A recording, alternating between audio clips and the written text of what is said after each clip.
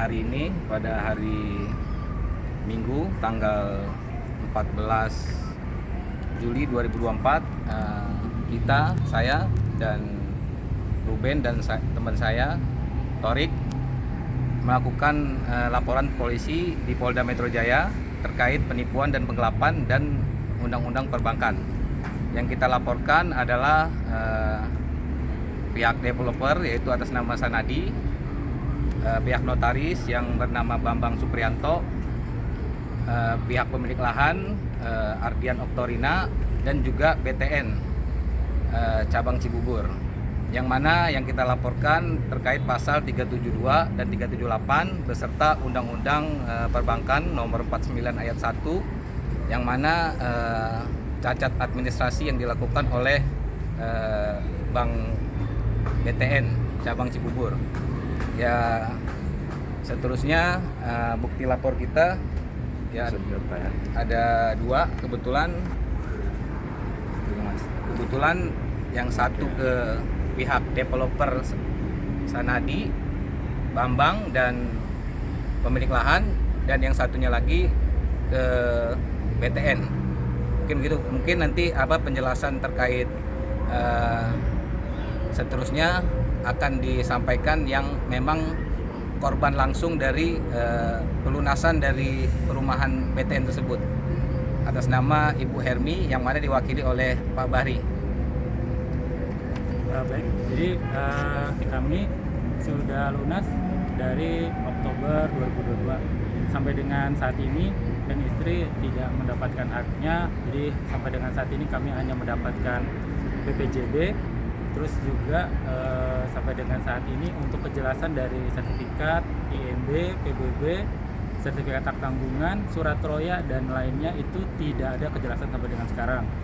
Oleh karena itu, karena tidak ada itikat baik dari para pihak developer atas nama Sanadi dan Pak Bambang selaku notaris, Pak Bambang Suprianto, kemudian pemilik lahan Ardian Oktorina dan Bank BTN sampai dengan saat ini tidak memberikan haknya kepada kami sampai kami lunas sejak 2002 lalu. Sampai detik ini tidak ada kejelasan terhadap nasib kami, dan ini juga berimbas terhadap warga di perumahan kami juga. Kebetulan di perumahan kami itu totalnya ada 50-an kakak dan semuanya memiliki nasib yang hampir sama. Perumahan apa, Pak? Perumahan Green Lake Cibubur di daerah Pondok Rangon, Jakarta Timur. Sekarang sampai detik ini saya bersama warga dan kuasa hukum masih memperjuangkan hak kami yang harusnya dilakukan segera, dan harusnya kalau saya lunas itu harusnya saya sudah dapat hak saya, tapi yang saya dapat AJB pun tidak ada. Jadi akta jual belinya nggak ada, dan dokumen-dokumen yang harusnya memiliki kekuatan hukum dalam sah jual beli itu tidak ada. Jadi dengan adanya kami melakukan pelaporan di Polda, mudah-mudahan bisa menjadikan solusi nasib kami dan nasib juga untuk warga keseluruhan. Kira-kira ada berapa keluarga?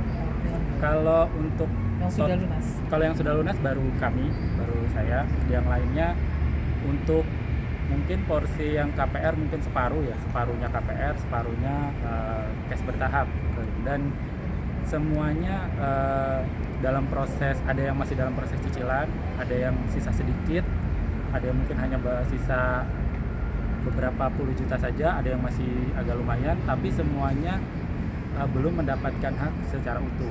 Jadi belum ada yang belum mendapatkan haknya, terutama saya yang sudah jelas secara sah dan meyakinkan sudah lunas, divalidasi perbankan, saya lunas sejak Oktober 2022 sampai detik ini tidak ada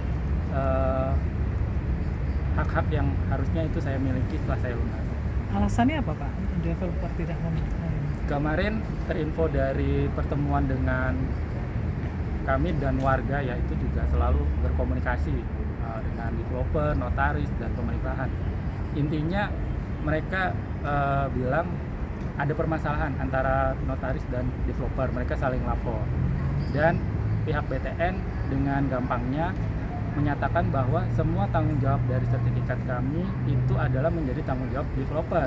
Padahal BTN itu adalah penyedia kredit.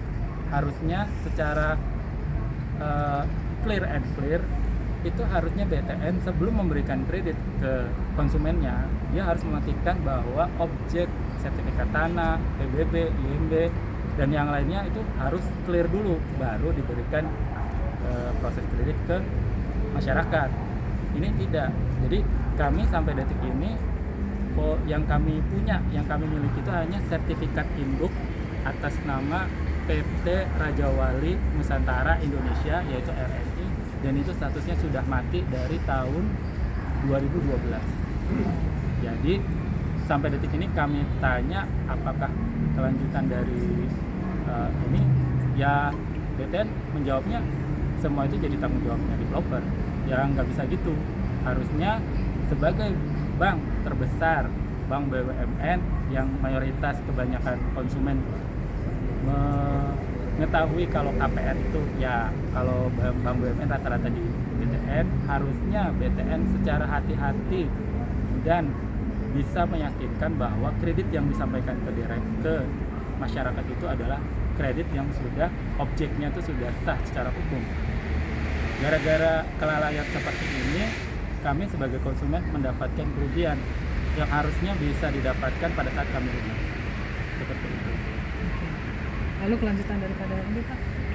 Mungkin memang kita sedang melakukan proses juga, yaitu pembatalan jual beli dengan pihak BTN dan Sanadi dan Adrian dan lainnya di PN Bekasi, yaitu nomor perkara 31 PDTG 2024, dan kami istilahnya berharap kepada pihak kepolisian yang mana telah menerima dan sangat berterima kasih atas laporan warga Green Lake Cibubur yang berada di Pondok Ranggon, dan kami juga berharap istilahnya untuk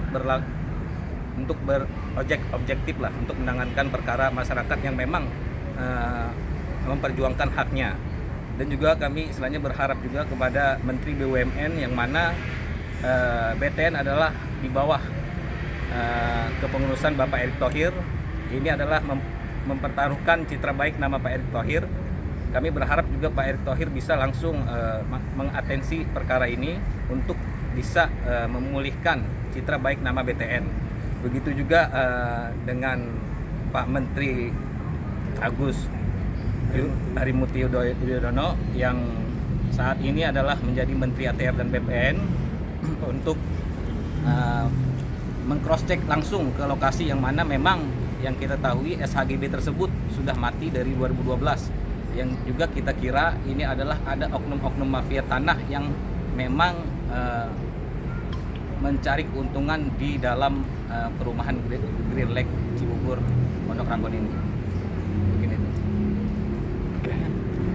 Harapannya ke depan? Harapannya ke depannya Pak. Harapannya ke depan ya kita istilahnya nggak juga ingin sampai terlalu lama untuk permasalahan ini. Harapannya ada mediasi antara pihak BTN, developer, notaris, dan pemilik lahan kepada warga. Intinya kita tidak mau juga proses ini lanjut ataupun bagaimana. Kita juga pengen dapat titik temu ataupun solusi yang terbaik terhadap warga semuanya. Terima kasih Pak.